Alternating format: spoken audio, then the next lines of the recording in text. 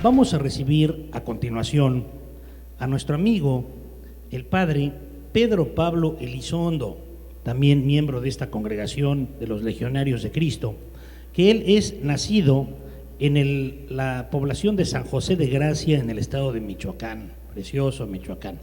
Cursó sus estudios de filosofía en la Pontificia Universidad Gregoriana de Roma y estudios de teología en la Pontificia Universidad de Santo Tomás, también en Roma. Ordenado sacerdote en Roma el 24 de diciembre de 1982. En su ministerio sacerdotal se ha especializado en la formación sacerdotal de seminaristas novicios. Ha ejercido el cargo de maestro en diversos seminarios de los Legionarios de Cristo. Fue profesor de pastoral hispana en el seminario de la diócesis de Nueva York y rector del seminario de los Legionarios de Cristo en Santiago de Chile y en Dublín, Irlanda. Vamos a recibir con un muy caluroso aplauso al padre Pedro Pablo Elizondo y su tema: no tengan miedo, no tengan miedo. Padre Pablo Elizondo. ¿Recibimos el micrófono?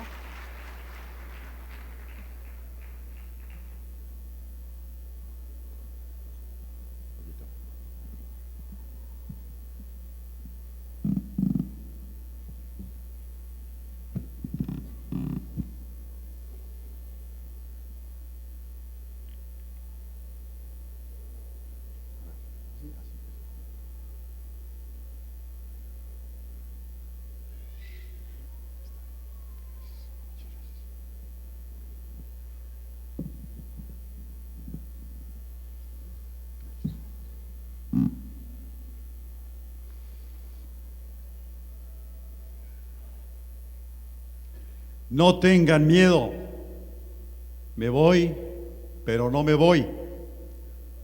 Me voy, pero no me ausento. Me voy, pero de corazón me quedo.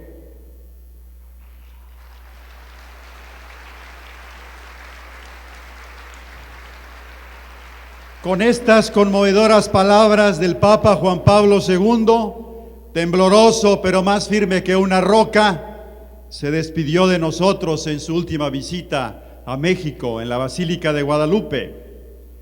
Estas emocionadas palabras son una confesión y una revelación del grandísimo cariño que el corazón del Papa siente por nuestro México y por cada uno de los mexicanos, por cada uno de nosotros. Palabras que son tal vez algo más que un adiós emocionado y afectivo. Tal vez son un deseo sincero y profundo del Papa de quedarse realmente de alguna manera con nosotros. Queridos hermanos y hermanas, ¿se ha quedado el Papa con nosotros? Se ha quedado no solo en nuestra memoria, en nuestro corazón, sino también de alguna manera dentro de nuestra propia vida. Esta conferencia no tiene otra finalidad que revivir ese recuerdo, esa imagen tan querida del Papa que todos llevamos muy dentro de nuestro corazón. Avivar la llama de nuestro cariño sobrenatural por el Vicario de Cristo y así poder seguir un poco más de cerca su ejemplo y su mensaje. George Weigel, el autor de la autobiografía autorizada del Papa, Testigo de la Esperanza, confiesa que desde el día en que conoció al Santo Padre, su vida cambió radicalmente. Esta conferencia es una pregunta. Desde que conocemos al Papa, ¿qué tanto ha cambiado nuestra vida? Cuando la Virgen Santísima de Guadalupe vino a visitarnos en 1531, después de aparecerse a Juan Diego, le surgió en el corazón el mismo deseo que al Papa: quedarse en esta tierra. Quiero que me construyan aquí un templo, ese es mi deseo y mi voluntad. No estoy yo aquí que soy tu madre? Y después de aparecerse varias veces a San Juan Diego, se fue, pero no se fue. Se fue, pero se quedó estampada en esta hermosísima imagen del ayate de Juan Diego.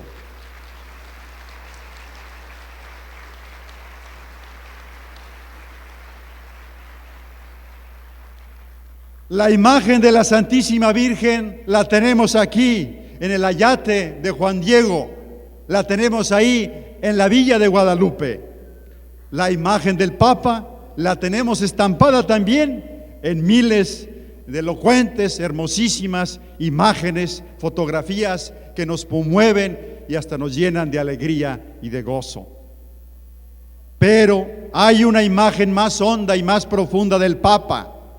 Es la imagen estampada y tejida con el testimonio de su vida santa y fecunda. Es la imagen no solo de una fotografía como esta que tenemos aquí, tan hermosa y tan significativa, sino es la imagen coloreada por su mensaje tan vibrante y tan comprometedor. Esa imagen, queridos hermanos, es la que vamos a revivir. Recordemos su testimonio, contemplemos su ejemplo de vida y grabemos más hondo en nuestro corazón ese testimonio y ese mensaje para hacerlo vida de nuestras vidas. Cuando eligieron los cardenales a Karol Wojtyła para la sede de San Pedro, le preguntaron: ¿aceptas tú la elección que han hecho de ti los cardenales? Y el Papa se retiró a la capilla delante del Santísimo a orar unos momentos. Después volvió y dijo: por obediencia a Jesucristo acepto esta misión. Por pura obediencia a Dios acepto esta responsabilidad. Es la mismísima actitud de la Virgen Santísima. He aquí la esclava del Señor, hágase de mí según tu palabra. ¿Quién es Juan Pablo II? Un superestrella de los medios masivos, un líder espiritual del mundo entero, la más alta autoridad moral de la tierra, el guía espiritual de más de 1,000 millones de católicos en todo el mundo. Sí, pero no olvidemos, Juan Pablo II es ante todo y sobre todo un humilde y obediente siervo del Señor, que supo aceptar el misterioso designio de la providencia de Dios, que lo escogió para ser el dulce Cristo en la tierra. Su mayor título de grandeza no son sus excepcionales dones espirituales, ni su fascinante personalidad, ni su singular talento intelectual, ni su probada valentía moral, ni su gran bondad y calor humano, o su fuerza de voluntad extraordinaria, ni siquiera su fino buen humor. Su mayor título de grandeza está en obedecer la llamada del Espíritu Santo. Un hombre elegido por Dios que ha sabido aceptar y corresponder al don de Dios con plena generosidad, con plena disponibilidad. Cuando le preguntaron si ya iba a renunciar, respondió: si Cristo no se bajó de la cruz, yo tampoco tengo ningún derecho a renunciar. Queridos hermanos, cada uno de nosotros tiene una misión muy particular, encomendada por Dios desde toda la eternidad. Cada uno de nosotros será grande en la medida que acepte su misión y realice plenamente esa misión en el lapso de tiempo que Dios le ha otorgado. Dios es el que hace maravillas con las almas que humildemente se le prestan. Juan Pablo II ha escrito desde el primer día de su pontificado una de las historias más apasionantes e inspiradoras de nuestro tiempo. Desde el primer día de su pontificado Con la cruz en alto, les gritó a todos los hombres de la tierra: no tengan miedo, abran de par en par su corazón a Cristo. Desde el primer día que se presenta ante la multitud, los fieles de la plaza le aclaman con entusiasmo, quedan fascinados, llenos de alegría. Cuando dijeron su nombre la primera vez, antes de que apareciera en el balcón de San Pedro, Boitigua, oyeron por ahí, y alguien dijo: parece que es un papa africano. Y toda la gente se quedó callada esperando a que saliera. Cuando apareció en el balcón, una señora dijo por ahí: menos mal que biondino, menos mal que es güerito. Un papa joven y dinámico que no quiere esperar a que los fieles acudan a él. Es un pastor que sale al encuentro de sus ovejas ahí donde ellas viven, donde trabajan, donde sufren, donde lloran. Es un papa que muda de sitio, que se dirige a las iglesias locales, que cambia la escenografía del catolicismo, las plazas, los parques, las amplias playas, las orillas de los ríos. Esas son las nuevas catedrales del catolicismo. Alrededor de Juan Pablo II se van aglomerando multitudes entusiastas que rezan, que cantan, que aman a Dios con tanto fervor que su amor se vuelve frenesí, apoteosis y gran fiesta. Tal vez ningún hombre en nuestro tiempo, tal vez ningún hombre en toda la historia ha sido tan aplaudido, tan aclamado y alabado por las masas populares de todo el mundo. Ningún hombre como él ha ido por todo el mundo recogiendo esos aplausos y esas aclamaciones con una constante oración en sus labios: sea alabado Jesucristo. Fue la primera palabra que pronunció al aparecer en público en la plaza de San Pedro: sea alabado Jesucristo. Ningún hombre como él ha ido recogiendo esos aplausos y esas aclamaciones, proclamando la verdad de la cruz, proclamando sin ambajes las exigencias más duras del Evangelio, proclamando la buena nueva de la cruz por todas partes. De pronto, queriendo sin quererlo, se vio inmerso en la gran fiesta de los medios masivos, mezclando gestos rituales antiguos con gestos nuevos de la civilización de las imágenes. Ha ido llenando innumerables páginas de los diarios, de las revistas, y ocupado incontables horas en la televisión. Juan Pablo II, el Papa superestrella de los medios masivos, el Papa intelectual, poeta y obrero, el Papa políglota que no solo habla muchas lenguas, sino que entiende y escucha a los hombres en su lengua, en su cultura, en su mentalidad. Es el Papa valiente y combativo contra toda forma de dictadura que pretenda conculcar los derechos humanos, pero también es el Papa conciliador y dialogante, que sabe combinar sabiamente la práctica de la tolerancia y del diálogo con su pasión por la verdad, que no tiene ningún reparo en visitar una sinagoga judía o entrar en una mezquita o depositar su oración en el muro de las Lamentaciones de Jerusalén.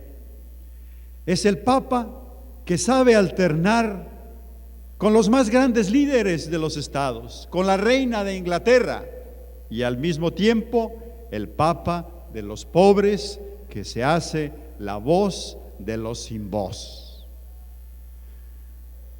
Pero ¿qué es lo más característico, lo que distingue a este Santo Padre? ¿Cuál es su carisma? ¿Cuál es el don más grande que Dios le ha concedido? Sin duda alguna, Juan Pablo II pasará a la historia como el Papa peregrino, el misionero incansable de la nueva evangelización. Lo más grande, lo más impresionante de este Papa es sin duda alguna su gran carisma evangelizador. Un celo apostólico extraordinario, una capacidad de comunicación excepcional y una entrega total a la misión encomendada. Incansable e imparable misionero del mundo en la era de la globalización. Aquel sacerdote joven que viajaba en carreta para enseñar el catecismo a los niños de una pequeña aldea de su patria, ha besado hoy ya la tierra de más de 30 países. Y aquel juvenil y jovial capellán y profesor de estudiantes universitarios ha llegado a reunir en Manila a una de las multitudes más grandes de toda la historia de la humanidad. Más de 5 millones de hombres y mujeres jóvenes. Y se ha convertido en el pastor y guía de un rebaño de más de 1,000 millones de fieles en su peregrinar hacia el tercer milenio. Lo describía muy bien el cardenal Ratzinger cuando decía: "Questo uomo non sa altro che evangelizzare". Este hombre no sabe hacer otra cosa que evangelizar. No tiene ningún hobby, no tiene ningún descanso. Y confesaba el cardenal: yo realmente no soy capaz de hacer eso. Necesito un ratito de descanso. Pero este Santo Padre tiene invitados en el desayuno, tiene invitados en la comida, tiene invitados en la cena. Todo el tiempo y todo el día evangelizando sin descanso y sin parar.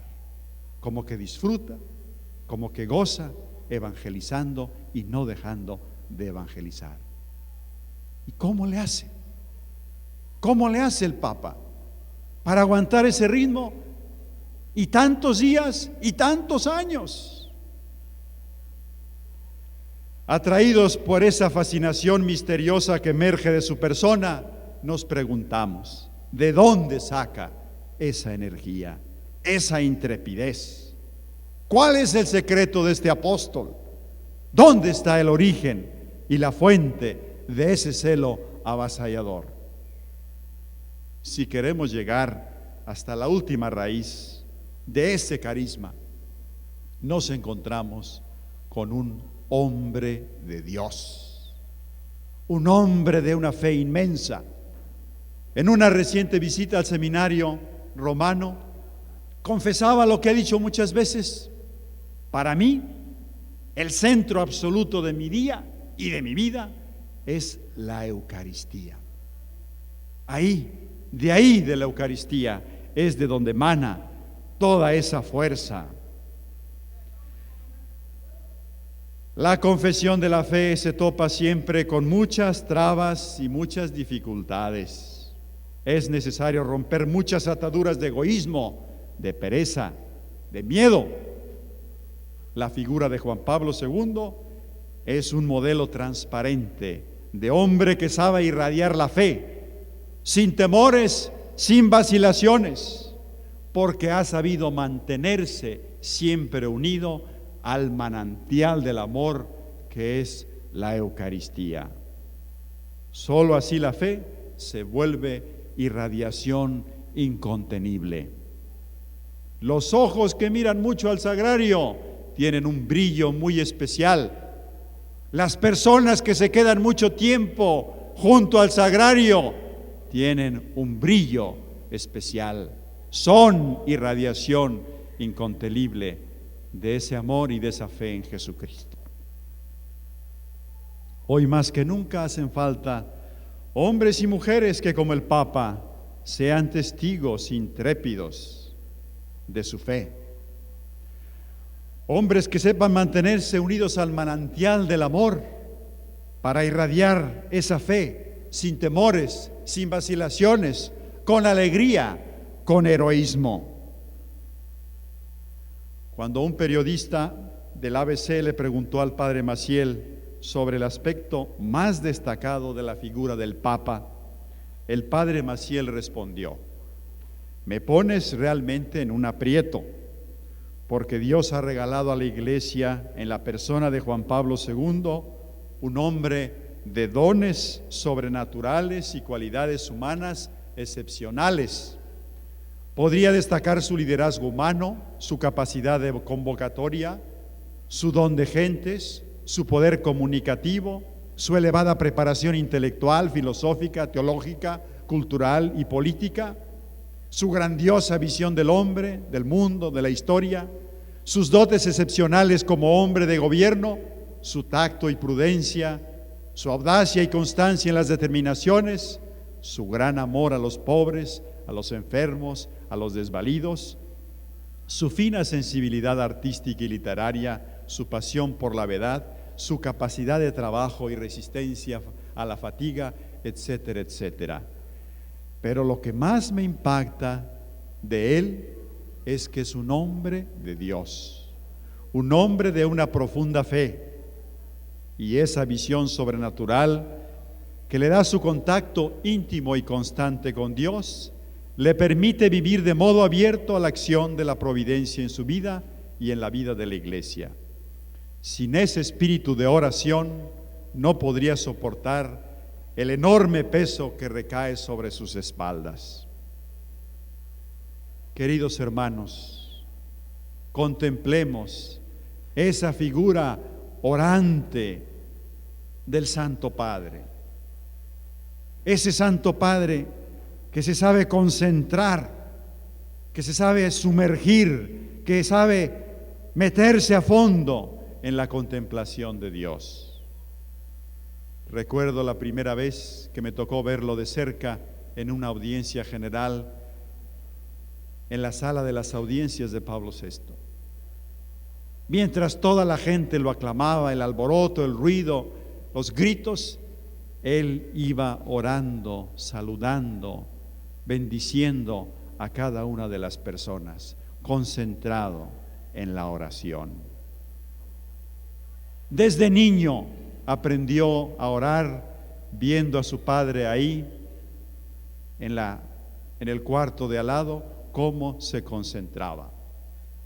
Y dice el cardenal Descours que cuando era joven y estaba en el seminario, le encantaba irse allá atrás, en el coro, y con la cabeza escondida entre sus manos, se quedaba largas horas sumido en oración y contemplación. Esa imagen del Papa, sumergido totalmente en la oración, es una imagen ya muy familiar, pero muy significativa, que no debemos dejar pasar, sino tratar de imitar. Me tocó verlo un día entrar a rezar el rosario en el aula de Pablo VI, sumamente cansado, agotado, encorvado. Después de rezar el Santo Rosario ante la imagen y con todo el pueblo reunido, salió fresco, reconfortado, erguido, nuevo. Queridos hermanos, como cristianos, como apóstoles, somos lo que oramos. Oramos mucho, somos mucho. Oramos poco, somos poco. No oramos nada, no somos nada. Juan Pablo II es un testimonio de oración profunda para un mundo al que le encanta la diversión y la superficialidad. Ese hombre moderno que se queda atorado, atrapado, atontado, drogado en todo lo que le impacta a los sentidos, el rico sabor de lo que come y de lo que bebe, el seductor olor de lo que huele, de los perfumes, el espectáculo fascinante y multicolor de las pantallas y revistas e imágenes, el sentimiento y la emoción de fiestas y celebraciones, incluso religiosas.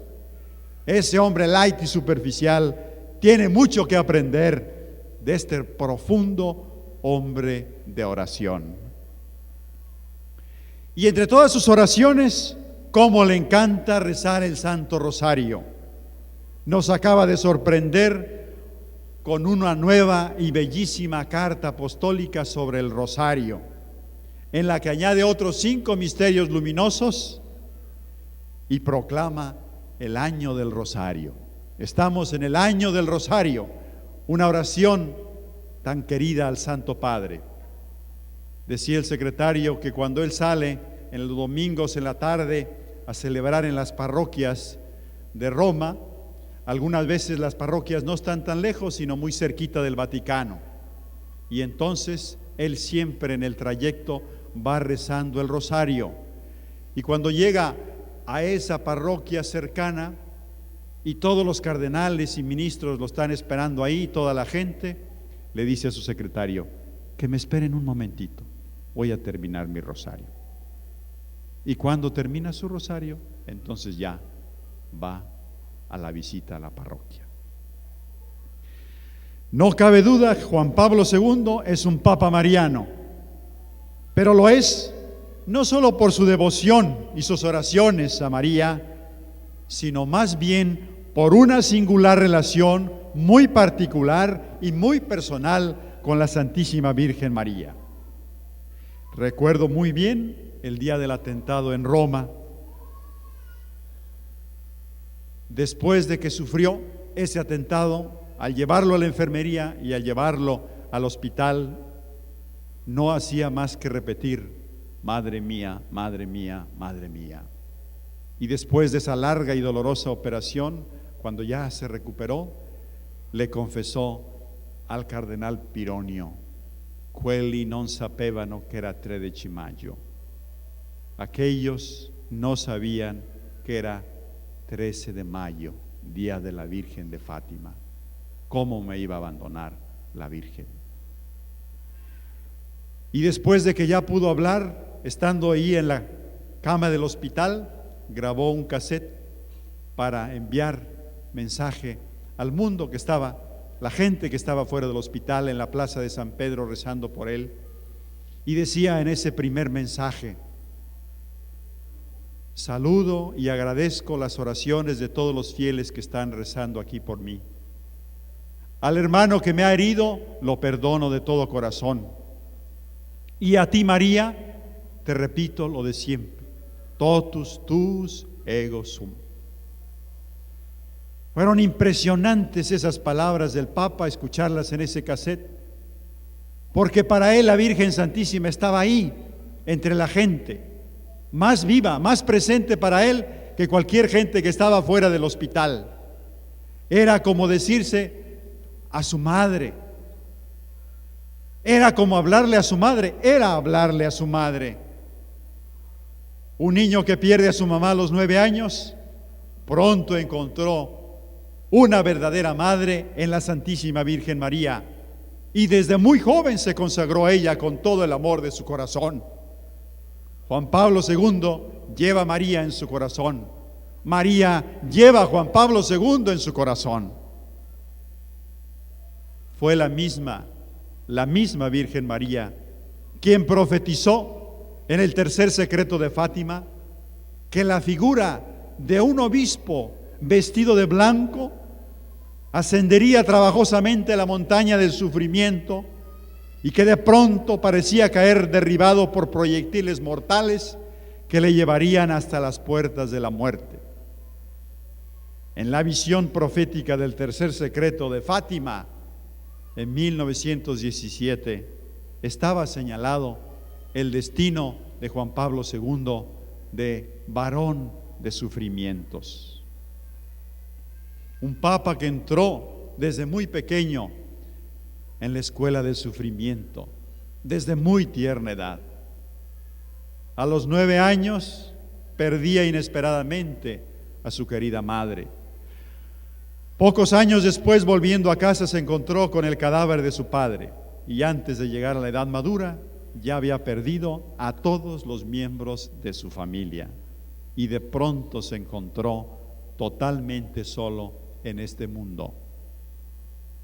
Después de la orfandad vino la persecución nazi y luego la ocupación comunista, provocando penurias en todos los campos. Y sin embargo, lejos de probar amargura, odios, resentimientos en su corazón, se mantuvo lleno de paz y tranquilidad, y se volvió tal vez más humano, más comprensivo, más humilde. ¿No habrá sido el amor de María lo que llenó el corazón de paz y de serenidad? Cuando sufrió el atentado, no solo perdonó inmediatamente al hermano que lo había herido, sino que quiso ir en persona a visitarlo a la cárcel para reconfortar a aquel hombre que le había disparado en la plaza de San Pedro. Respondiendo a la violencia con el perdón, el Papa se convierte en símbolo de reconciliación. Queridos hermanos, hoy, en este ambiente, en este encuentro tan maravilloso con Cristo, con la Virgen, con el Papa, ¿no vamos a aprender nosotros también a perdonar? ¿No vamos a encontrar la paz en el perdón? ¿Vamos a dejar que este testimonio del Papa caiga en saco roto? El testimonio de este hombre tiene mucho que decir a cada uno de nosotros. No dejemos que un testimonio tan luminoso caiga en el olvido. ¿Y qué hacer para que el mundo le haga más caso?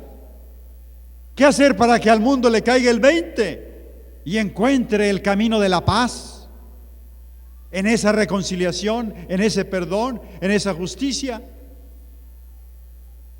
Queridos hermanos, no dejemos que el mundo de hoy vea a este hombre más como estrella deslumbrante que como guía y pastor. No dejemos que sea más aplaudido que escuchado, más aclamado que querido, más visto que leído, más criticado que reflexionado, más admirado que imitado.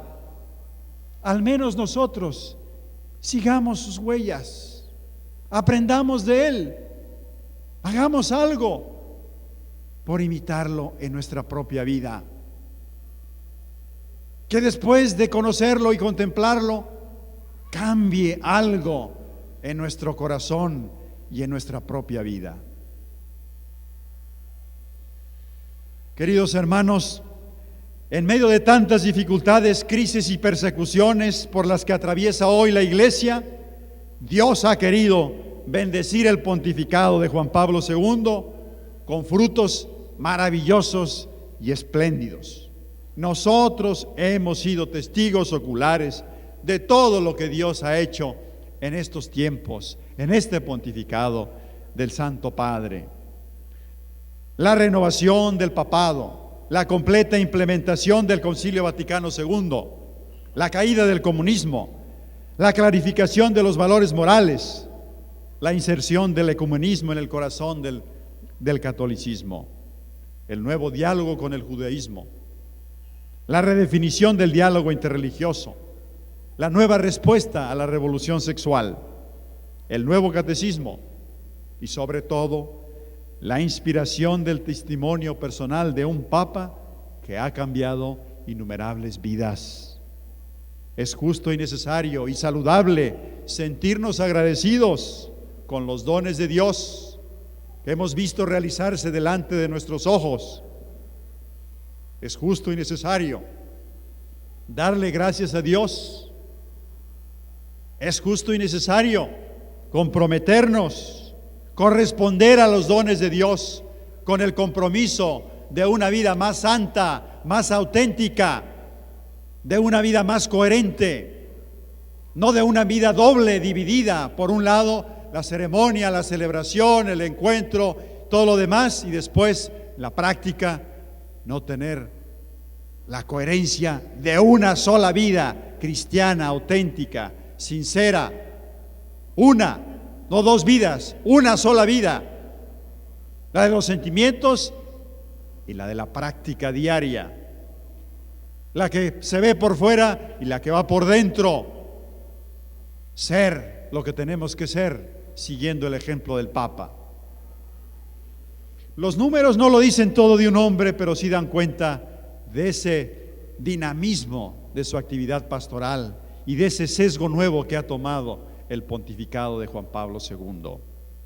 98, ya casi 100 viajes pastorales internacionales, 726 visitas pastorales en Roma, 1286 beatificaciones, 456 canonizaciones, 130 naciones visitadas, 604 ciudades visitadas, casi 2 millones de kilómetros recorridos, 28 veces la vuelta alrededor de la tierra. Tenemos, queridos hermanos, un Papa que es un torbellino de actividad pastoral. Desde el primer momento y todavía hoy, hasta el último día, ahí está, con una actividad que es verdaderamente un torbellino. El mundo y la Iglesia ya no pueden imaginar al Papa como un funcionario que gobierna la Iglesia desde su escritorio de Roma. Más bien lo experimentan, lo sienten como un pastor, un evangelizador, un testigo muy cercano a sus vidas y a sus tierras. Juan Pablo II devolvió al ministerio petrino a sus orígenes, tal y como lo pinta el Nuevo Testamento. Esta trascendente renovación del papado no ha sido realizada por decisión personal o en virtud de su singular personalidad, sino por un papa que es muy consciente, que es heredero del Concilio Vaticano II. Pero su visión del concilio no ha sido una visión ideológica o política, sino una visión eminentemente espiritual. Ha predicado las dos verdades más luminosas del concilio.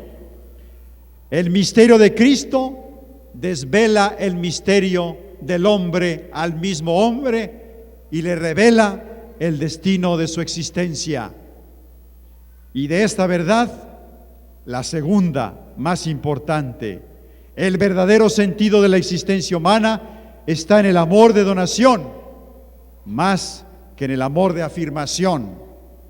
La ley del don de sí escrita en el corazón del ser humano es expresión de ese amor de donación que vive Dios, Padre, Hijo y Espíritu Santo. Dios es amor de donación y vivir la ley del don es entrar anticipadamente en la comunión con Dios. Con esto el concilio ha dicho al mundo moderno: tu destino es mucho más grande de lo que tú te imaginas. Durante 24 años de pontificado, Juan Pablo II ha trabajado incansablemente en la implantación del concilio, con la convicción de que así preparaba a la Iglesia una primavera de la evangelización en el nuevo siglo y en el nuevo milenio. Nosotros, queridos hermanos, debemos recibir esa herencia y hacer que la primavera de la evangelización florezca en esta tierra, tal y como el Papa lo ha soñado. Un día le preguntó a André Froissart, un filósofo y literato francés: ¿cuál es, Santo Padre, la frase de la Sagrada Escritura que más le gusta a usted? ¿Cuál es la frase con la que usted se quedaría si tuviera que perder todas las demás de la Sagrada Escritura? Inmediatamente y sin vacilación respondió: la verdad os hará libres. Su pasión por la verdad, ese es el servicio más grande que ha ofrecido a esta sociedad. Recordarle que la libertad está ordenada a la verdad y que se encuentra cumplida en la bondad. Convencido de que la palabra de verdad, dicha claramente y con la fuerza suficiente, es la herramienta más eficaz contra la tiranía del totalitarismo, un pastor valiente le ha dicho la verdad al poder y el poder se ha derrumbado. Inspirando la revolución de la conciencia que hizo posible la revolución no violenta de 1989 contra el marxismo-leninismo, Juan Pablo II ayudó a restaurar la libertad política de los pueblos eslavos detrás de la cortina de hierro. El mismo Mikhail Gorbachev lo reconoció. Lo ocurrido en la Europa del Este habría sido imposible sin su impulso y el papel excepcional, incluso político, que desempeñó en la escena mundial. ¿Cuántas divisiones tiene el Papa?, preguntaba Stalin, lleno de sarcasmo. Si hubiera conocido al Papa Juan Pablo II, tal vez no se hubiera atrevido a hacer esa pregunta. George Weigel encontró una carta que había mandado el Papa al Kremlin pidiendo que no invadieran Polonia. Qué curioso que unos meses después recibió el atentado en la plaza de San Pedro. Su pasión por la verdad brilla en sus intervenciones públicas sobre asuntos de la Europa del Este.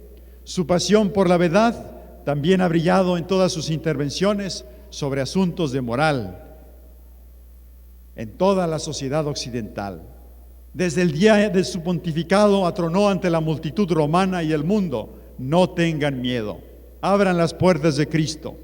Anunciaba así su misión: proclamar la verdad sin ambajes en un mundo secularizado. Si existe en mí la verdad, tiene que estallar, había escrito en un poema. Queridos hermanos, tenemos un Papa que ama apasionadamente la verdad.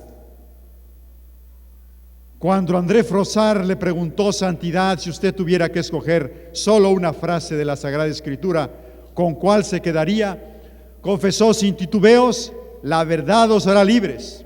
Pero tal vez no se imaginaba toda la luz y fuerza que irradiaría su pasión por la verdad. Ecumenismo sí, pero no a costa de la verdad. Modernidad sí, pero no a costa de la verdad. Modernidad sí, pero no a costa de la verdad. Buscador incansable y apasionado de la verdad. Defensor valiente y apasionado de la verdad. Proclamador intrépido de la verdad. Ha disipado muchas tinieblas de la odierna mentalidad. Abrió una página nueva entre judíos y cristianos. Cerró definitivamente 2000 años de incompresiones y siglos de sufrimiento. Eliot Taft, gran rabino de Roma, lo reconoció. Queridos hermanos, surge en pleno siglo XX una fuerte corriente hedonista que intenta definir el papel de la sexualidad humana. En nombre de un cierto concepto de libertad, pretende poner al sexo en la dimensión lúdica, como si fuera un juego, un partido de fútbol, tomarse una cerveza, divertirse. En nombre de un cierto concepto de libertad, pretenden reducir al ser humano a la condición de animal. Es decir, que el hombre tendría toda la libertad del mundo para perseguir el placer mientras no haga daño a nadie. Eso es lo que se llamó la revolución sexual. La primera firme pero incipiente respuesta a esta corriente vino con la encíclica Humane Vitae de Pablo VI. 10 años después llegó Juan Pablo II con su arrolladora verdad de la teología del cuerpo. La verdad profunda que ofrece el Papa encuentra su fundamento filosófico en el concepto de la dignidad de la persona humana y en la convicción de Karol Wojtyła de que la ley del don está fundada en la misma estructura del ser humano. Con esta nueva y fresca intuición filosófica y teológica, enfrenta, desmantela y derrumba como castillito de naipes el gran desafío de la revolución sexual. El sexo, cuando es instintivo e impersonal, no se eleva por encima del nivel de la sexualidad animal, que es instintiva e impersonal. Pero el sexo, que es expresión del amor de donación, no uso del otro para gratificación temporal, es el único sexo digno del ser humano. Y esto lo demostró Juan Pablo II, 3 años de audiencias generales todos los miércoles. Una profunda teología, nueva teología del cuerpo y de la sexualidad. Juan Pablo II tiene una visión sacramental de estas realidades. Ve el amor conyugal como un reflejo del amor divino. Y tal vez pasarán muchos años antes de que la iglesia y el mundo asimilen estas profundas intuiciones. Pero por lo pronto le está diciendo a los lectores de Cosmopolitan y de Playboy: la sexualidad humana es algo mucho más grande, mucho más sublime y mucho más bello de lo que ustedes se imaginan. Queridos hermanos, durante 24 años, con su testimonio personal, el Papa Juan Pablo II ha inspirado hombres, mujeres, jóvenes y ancianos para vivir con valentía el reto que nos lanzó desde el primer momento de su pontificado: no tengan miedo. Pensaban que era un grito romántico, pero se equivocaron. Ese llamamiento a vivir sin miedo, a vivir más allá del miedo, tan claro y luminoso en la propia vida de Karol Wojtyła, desafió y conmovió innumerables vidas, cambió el curso de muchas vidas, más aún desafió el curso de la historia y cambió el curso de la historia. Fue un grito que salió de su corazón, pero más que de su corazón, fue una inspiración del Espíritu Santo. No fue casual que su pontificado empezara con un grito que ha tenido y tiene todavía profundos ecos en todo el mundo. Muchos tienen necesidad de ser exhortados y llamados a no tener miedo en su evangelio, porque temen que si se acercan al evangelio y a Cristo, se agravará con exigencia su vida. ¿Por qué no debemos tener miedo? Porque el hombre ha sido redimido por Dios. Dios ha amado tanto al hombre, Dios ha amado tanto al mundo, lo ha amado tanto que ha entregado a su Hijo unigénito. Este Hijo permanece en medio de la historia con nosotros como Redentor. La redención impregna toda la historia del hombre. Es la luz que brilla en las tinieblas, aunque las tinieblas no quieran recibirlo. El poder de la cruz de Cristo y de su resurrección es más grande que todo el mal que el hombre podría o debería temer. No tengan miedo, decía Cristo a sus apóstoles y a las mujeres. Dice el Papa: yo he experimentado cómo Cristo ha dicho estas palabras en mi patria a través de su madre, la Virgen de Yasnagora. La victoria, si llega, llegará por medio de María. Esto, cuando asumí la herencia romana del misterio de Pedro, sin duda llevaba profundamente impresa en la memoria esta experiencia mariana de mi tierra polaca. Al entrar en la dimensión universal de la Iglesia, comprendí que si la victoria llegaba, llegaría por María. Cristo vencerá por medio de ella, porque Él quiere que las victorias de la Iglesia en el mundo estén unidas a ella.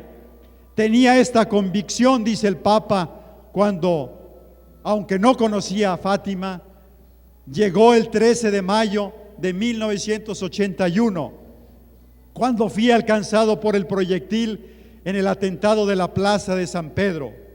No reparé al principio en el hecho de que aquel era precisamente el aniversario del Día de María, en que se había aparecido a los 3 niños de Fátima en Portugal, dirigiéndoles aquellas palabras que con el fin de siglo parecen acercarse a su cumplimiento. Con este suceso, ¿acaso no ha dicho Cristo una vez más de su corazón, sino por medio de su misma vida, venciendo el cansancio y el agotamiento, venciendo los enemigos de la Iglesia, venciendo la enfermedad, venciendo su edad avanzada? Cae derribado por proyectiles, pero vence a la misma muerte. ¿No es esta imagen la encarnación misma del grito de Cristo a los hombres de hoy? No tengan miedo. Ahí tenemos la vida del Papa convertida en símbolo de valiente combate y de victoria frente a todos los enemigos de Dios y de la Iglesia. Queridos hermanos, toda la vida del Papa es este grito divino y potente: no tengan miedo. Queridos hermanos y hermanas, ¿qué quiere decir para nosotros aquí y ahora? ¿Qué nos quiere decir a cada uno de nosotros? No tengan miedo de abrir de par en par su corazón a la llamada de Dios. No tengan miedo de buscar y encontrar en Cristo el sentido de sus vidas. Dejen que Cristo sea todo lo que quiere Él ser en sus vidas. Abran su corazón sin temor. Denle lo que les pidan, incluso la propia vida. No tengan miedo de profundizar y perseverar en la oración. No tengan miedo de buscar la santidad. No tengan miedo de lanzarse al apostolado. No tengan miedo de ser grandes apóstoles, misioneros incansables de la nueva evangelización. No tengan miedo de abrir las puertas de su corazón a Cristo para que sea su dueño y Señor. No tengan miedo, su reino es de paz, de justicia, de amor, de vida, de verdad, de gracia y santidad. El Papa quiere quedarse con nosotros, no en esta imagen tan bonita, sino en su testimonio, en su mensaje. Aquella señora que vio al Papa en la Basílica de Guadalupe, que tenía que recoger el aliento para poder seguir y que se declinaba su cabeza, me dijo al final, después de haber visto el Santo Padre así: yo, aunque ya estoy mayor, nunca más dejaré mi apostolado. ¿Cuántas veces esas pláticas prematrimoniales que doy decía, pienso a lo mejor no va nadie, estoy un poco enferma, como que hoy no tengo ganas? Desde hoy en adelante, después de haber visto al Papa, nunca dejaré mi apostolado. Queridos hermanos y hermanas, algo tiene que cambiar en nuestras vidas. El Papa se queda con nosotros si algo de nosotros cambia en nuestra vida. Y ya termino con esta explicación que nos dio el Santo Padre de estas palabras divinas y contundentes. Al comenzar el tercer milenio tenemos quizá más necesidad que nunca de estas palabras de Cristo. Tienen necesidad de ellas las naciones después de la caída del comunismo, porque no han dejado de tener miedo. Tienen necesidad de ellas las naciones de Occidente, sobre todo después de los atentados del 11 de septiembre, que han visto apoderarse de ellas este horrendo sentimiento del miedo.